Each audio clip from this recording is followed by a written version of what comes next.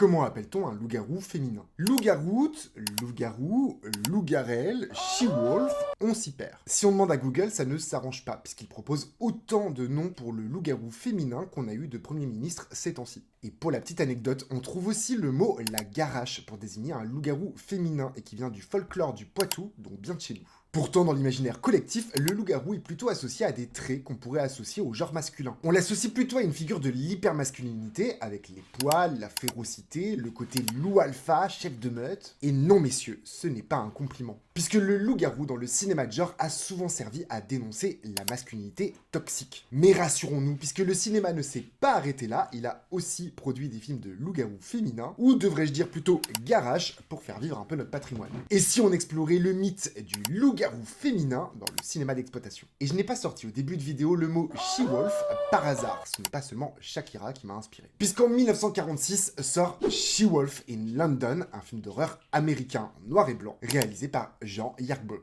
Mon accent est tout pété. Ce film fait partie de la production Universal Monster, une saga de films d'horreur où il y a Dracula, Frankenstein et tous les grands classiques. Et son titre fait référence au film de 1935, Le monstre de Londres, The Werewolf of London. En 1976, Rino Di Silvestro sort La louve se déchaîne. Et je sors l'accent italien pour le titre original, La Lupa Maniera. Et c'est l'actrice Annick Borel qui incarne le loup-garou féminin dans ce film. Di Silvestro voulait faire de ce film le premier film prenant le loup-garou féminin au sérieux. Alors vous jugerez vous-même si les objectifs sont atteints, mais spoiler, le film n'est pas un grand chef-d'œuvre. Mais c'est en 1981 qu'un film avec un loup-garou féminin va marquer le cinéma d'horreur, Howling, réalisé par Joe Dante. Et c'est surtout la scène de transformation en loup-garou de Dee Wallace, en direct à la télévision dans l'histoire, qui va marquer les esprits. La suite, c'est Howling 2, souvent sous-titré Your Sister is a Werewolf, et qui joue la carte du kitsch à fond. Le film est souvent considéré comme une des pires suites de films d'horreur de l'histoire. Et pour le pitch,